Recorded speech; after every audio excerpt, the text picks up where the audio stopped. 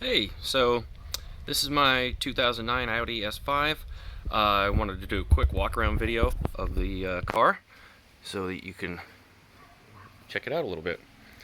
A few things have been done to it. Most obvious right up front is the RS5 style grille. I did manage to find some matching honeycomb fog light grills too.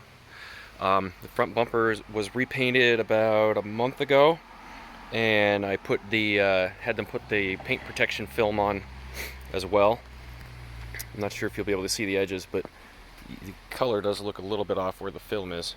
So, stock wheels, brand new tires, less than 1,000 miles on them, Nitto Motivos. Brakes are Adams rotors with a custom cut, and calipers have been painted obviously, and I run Akebono ceramic pads on it. So, not a lot to show you in the walk around here. The car is obviously in really good shape. The number one thing I hear most often is people can't believe it's a 2009. They say it looks brand new, and I do try and keep it that way. There's a small chip on the edge of the bumper right there. Not sure if that'll come in focus or not. While the car was in getting the front fascia painted, I had the entire car gone over and paintless dent repaired. So all the dings and stuff like that have been taken out of it.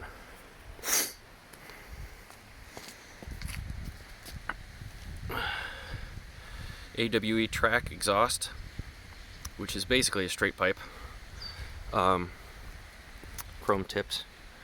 Car is actually not that loud. It's loud outside, but inside the car, it's surprisingly quiet. And I'm going to try and shoot a little video later of with my sound meter and show you that it's really not all that loud inside the car. Try and back up here between my other pieces of junk.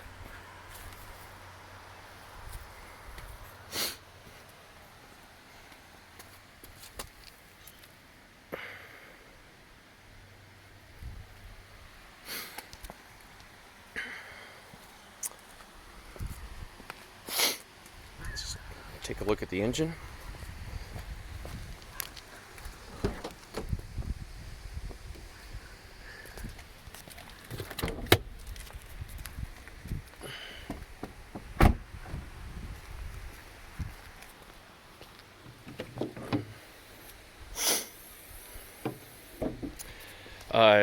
Just this past weekend, let's call that April 20th, I did a carbon cleaning on the intake valves with walnut blasting, and sent all the fuel injectors out to get cleaned and tested and flow balanced. So that's been done.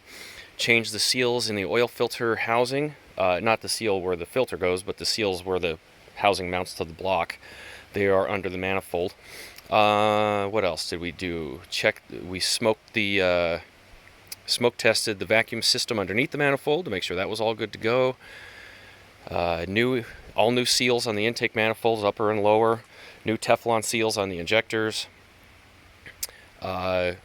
Meticulously maintained. I have all of my records at least. Prior to that, it was owned by a couple of Audi enthusiasts. I did add a dipstick because originally these cars didn't have a dipstick. 034 Motorsport silicone intake tube, and there's the K&N style. The brand is AWE S-Flow filter inside the box.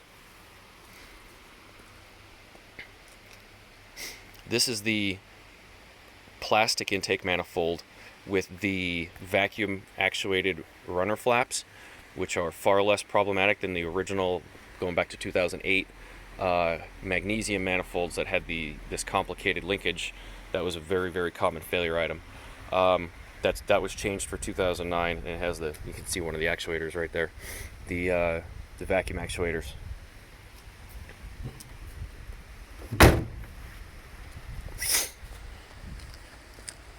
Inside the car, it's got the fairly rare Alcantara optioned interior, leather and Alcantara. This is the one real glaring flaw on the car. the driver's side bolster. Every single one of these is like this, every single S5, because of these huge side bolsters that you basically have to crawl over to get in. If you look at the memory seats, I have number 2 set up to basically just send the seat all the way back, so that when I get in, I can get in without sitting on that bolster, and then I hit number 1 to go to where I want the seat to be. The car's got blind spot monitoring, automatic headlights, automatic wipers, regular cruise control. The only option in the entire option list that this car does not have is the adaptive cruise control. Very, very rare to find one of those. And like I said, this car has every single other option available from the manufacturer. It does have navigation, backup camera. This is the infotainment is what they call MMI 2G High. It's got Audi Drive Select, and obviously pretty much every car has automatic temperature control, heated seats. The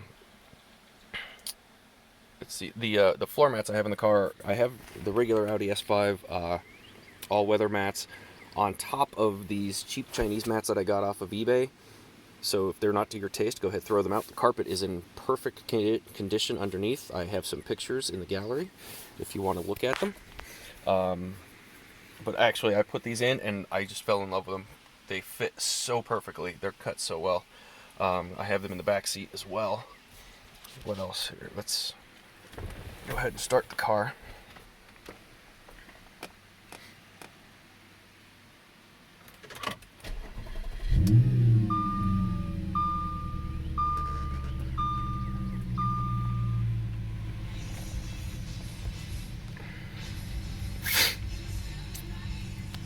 So the center display is controlled by this roller here.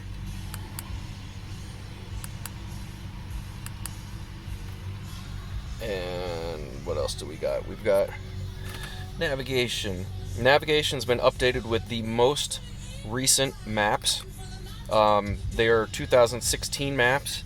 You will not get any newer ones ever, because after this 2016 version of maps came out, they switched to a hard drive in the back instead of the DVD-based navigation. So the maps are updated. The navigation database is updated as far as it's ever going to get updated. What else can I roll through here? Settings for the car. Drive select does have the what are they called? Electro-hydraulic steering. Basically, the electric variable ratios. Same thing with the suspension, is the electronically adjustable dampers. Air conditioning works great. No issues there. It's got the keyless entry, and I guess you would call it keyless go. There's the backup slot. You would stick the key in to start it there, but it's got the push button start. Another option that this car has. What else can I show you? I do have a Bluetooth adapter for Bluetooth audio. The car does have Bluetooth, but it's for the telephone only. So you have this little MMI adapter. The MMI port is over here, and I've got an MMI adapter for Bluetooth audio, so you can play your phone through the car over Bluetooth. And I've also got 2 other adapters. One of them is for an iPhone plug-in, and the other one is for a headphone jack plug-in. We've got the owner is going to get a Vagcom cable for this. You can go on the Vagcom website and download the software and do all of the things with your car's computer. What else do I need to show you? Back seat obviously looks brand new, because very few people ever really sit in it. However, I will say that it's a little bit of a stretch to get an adult in the back, but once they're in there, there's actually quite a bit of room for an adult to sit back there. The one other flaw on the car, I'm going to try and show you, I don't know if you're going to be able to see it, is the tint on the passenger side window has a scratch in it. I'm trying to move the camera around so maybe you can see the scratch going back and forth. There's kind of like a 1-inch wide band here that's kind of a flaw, I would say. The car's got the stainless trim. It did have the piano black center console, trim when I got it, but I swapped that out for this one that I thought matched a little bit better. And the piano black scratched pretty easily. It was so smooth that like even just resting your knee on it while you're driving would scratch the piano black, and it looked nice. It probably would have looked a little bit better than this they call this the fish scale pattern, but in the end I couldn't handle the scratches. More of the back seat. The one thing I wanted to show you was one other thing that's broken on the car is the pass-through door. So this is the door. They call this the ski door or the pass-through door. If you're loading skis, you flip just this center part down. The handle would be here and it's broken. It's also broken on the trunk side too. Not a big deal. I don't imagine ever using it because the seats do still flip down. The seats still work fine. So there's no issues with that. You can still fully access the trunk. But I do want to point out things that are broken on the car.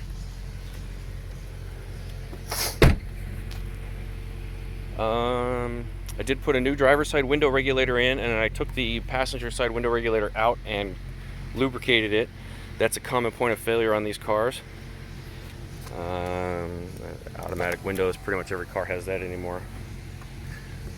Auto up as well.